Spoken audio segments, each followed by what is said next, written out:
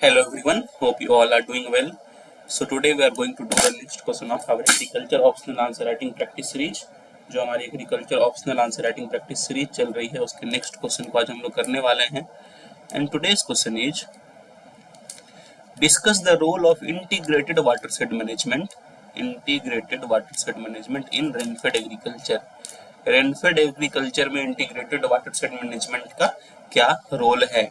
This question was asked in 2023 agriculture optional paper of UPSC CSC.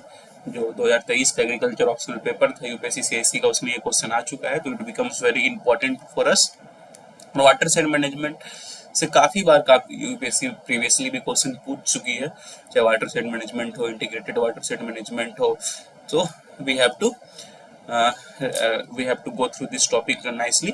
इस topic को हमें इस टॉपिक पे हमारा अच्छा पकड़ होना चाहिए, और इसको मैंने अपने कोर्स में भी काफ़ी अच्छे से काफ़ी डिटेल में पढ़ाया हुआ है, तो you can refer that also. So let's see how we approach this answer. इस आंसर को कैसे अप्रोच करते हैं देखते हैं.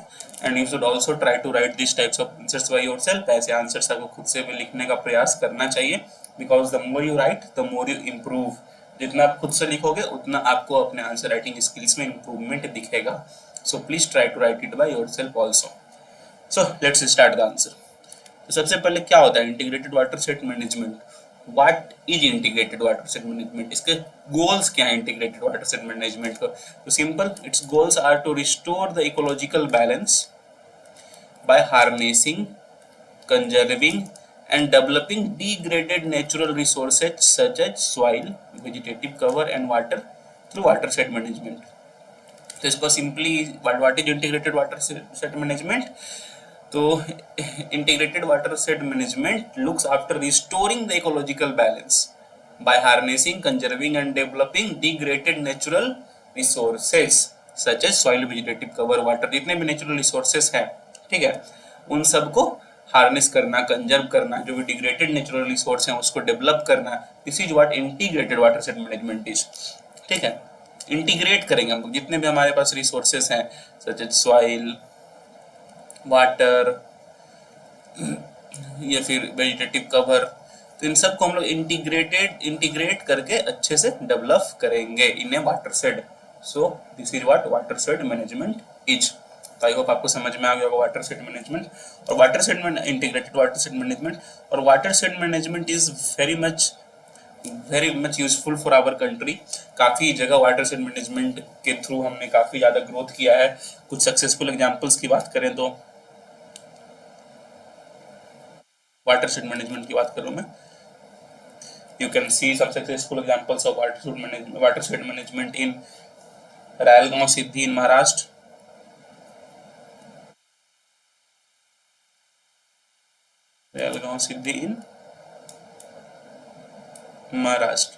तो यहाँ पे पहले काफी डिग्रेडेड लैंड हुआ करता था, काफी बंजर लैंड था, पर वाटर सेट मैनेजमेंट से किस तरह से लैंड वहाँ पे डेवलप हुआ, वहाँ की एग्रीकल्चर बढ़ी, वहाँ के फार्मर्स की सोशियो इकोनॉमिक स्टेटस बढ़ी, फार्मर्स की इनकम बढ़ी. तो it is a very good example. आप इसको वाटर सेट मैनेजमेंट में कोई भी क्वेश्चन है इसमें आप एग्जांपल दे सकते हो. Another you can also give example of Sukho Majri of Haryana. Sukho Majri, this place in Haryana. तो ये these are some of the places, दो मैं एग्जांपल दे रहा हूँ जहाँ पर कि वाटर सेट मैनेजमेंट से काफ़ी जो भी डिग्रेडेड लैंड था उसमें काफ़ी डेवलपमेंट आई, और फार्मर्स के जो भी सोशियो इकोनॉमिक स्टेटस थी उसमें काफ़ी डेवलपमेंट देखने को मिला. So these are the successful examples of watershed management. और एक चीज़ आप यहाँ पे ध्यान में रखो कि there was also integrated watershed management programme, integrated watershed management programme by government of India which was under Ministry of Rural Development, Ministry of Rural Development के अंदर था वो, ठीक है. And it has been started from 2009-10, जो 2009-10 का time था उसमें ये स्टार्ट हुआ था. और इसके जो गोल थे, इसका ऑब्जेक्टिव था to cover 55 million hectare of rainfed land, cover 55 million hectare of rainfed land by 2027.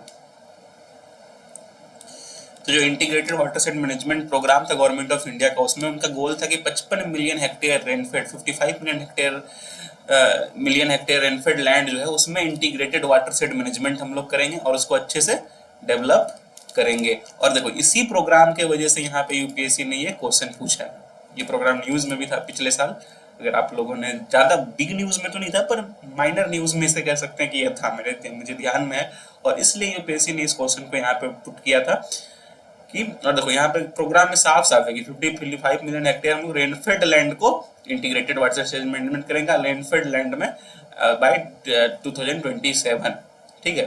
तो इसलिए यहाँ पे देखो रेनफेड एग्रीकल्चर से जोड़ करके ये क्वेश्चन पूछा गया था। So I hope you understand this thing. इसमें से आपको जो भी चीज आपको पसंद है उसको अच्छे से आप क्राफ्ट करके इंट्रोड्यूस कर सकते हैं अपने आंसर्स को। चाहो तो कुछ चीजों का आप कंक्लूजन अगर आप लिखते हो तो कंक्लूजन में भी लिख सकते हो। Now let's move to the body of the question, that is role of integrated watershed management. Rainfed agriculture में क्या रोल है इंटीग्रेटेड वाटरशेड मैनेजमेंट का? तो first of all it helps in water conservation and harvesting. Water conservation और harvesting में इसका काफी बड़ा रोल होता है। How? By building check dams, by building percolation tanks,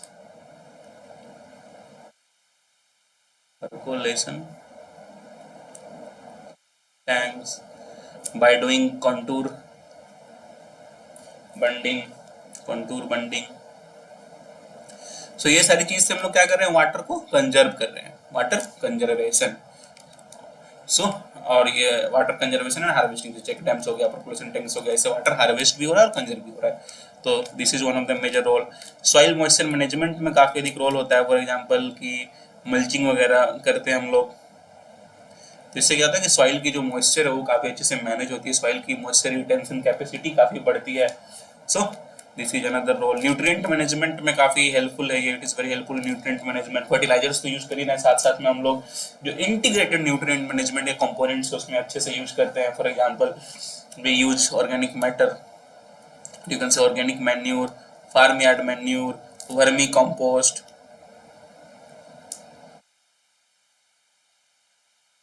इन सब चीजों का अच्छे से यूज होता है।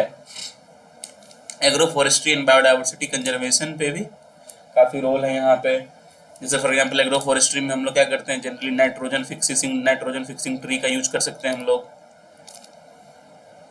नाइट्रोजन फिक्सिंग ट्री, ताकि जो भी वो डिग्रेडेड लैंड है उसमें नाइट्रोजन, जो भी जिसमें कि न्यूट्रिएंट की कमी हो उसमें नाइट्रोजन फिक्स हो और वो एग्रीकल्चर के लिए हेल्पफुल हो और वहाँ पे अधिक प्रोडक्शन हो और अधिक फार्मर को इनकम मिले। So this things we can do by. अब देखो क्या होता है एग्रो फॉरेस्ट्री में, क्या हो रहा है, फॉरेस्ट आ रहा है, दैट इज ट्रीज। तो ट्रीज कंजर्व हो रही है, तो ट्रीज कंजर्व हो रही है तो बायोडाइवर्सिटी भी ट्रीज से काफी कंजर्व होती है, ठीक है। तो बायोडाइवर्सिटी कंजर्वेशन में काफी रोल आता है। बर्ड्स हो गए वहाँ पे, ट्रीज के नीचे जो भी माइक्रो ऑर्गेनिजम्स ट्रीज के वजह से ग्रो कर रहे हैं वो भी हो रही है, नाइट्रोजन फिक्सेशन हो रही है। तो these things are very helpful.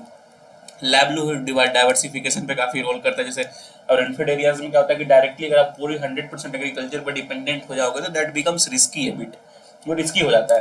तो यहाँ पे हम लोग लाइवलीहुड डाइवर्सिफिकेशन में एनिमल हस्बेंड्री पे काम करते हैं, एपीकल्चर पे काम करते हैं। What is apiculture? That is bee keeping. Apiculture को हम लोग क्या बोलते हैं, बी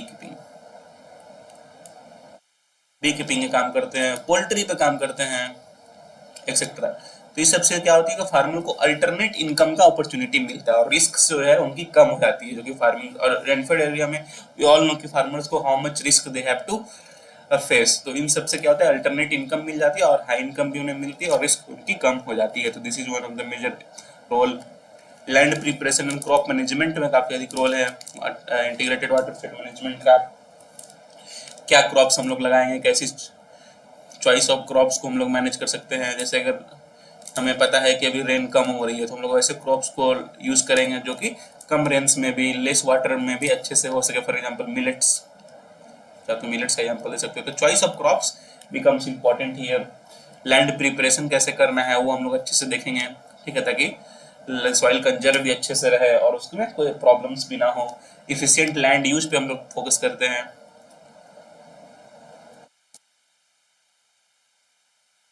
ताकि हमारा लैंड यूज जो है वो अच्छे से हो।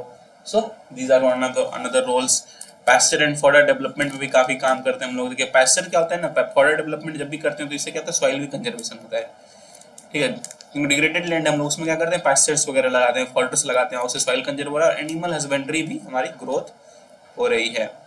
जो भी हम एनिमल्स रखते हैं वो भी वहाँ से फूड मिल जाता है, तो इट इज अनदर रोल, ये इससे काफी हेल्पफुल है। Farm and non farm value addition हम लोग देखते हैं, वैल्यू एडिशन कर पाते हैं अपने प्रोडक्ट्स का, कम्युनिटी पार्टिसिपेशन से अच्छे हम लोग का काम करते हैं। उससे क्या होता है, ओवरऑल क्या होता है, socio economic status of farmer grow होता है।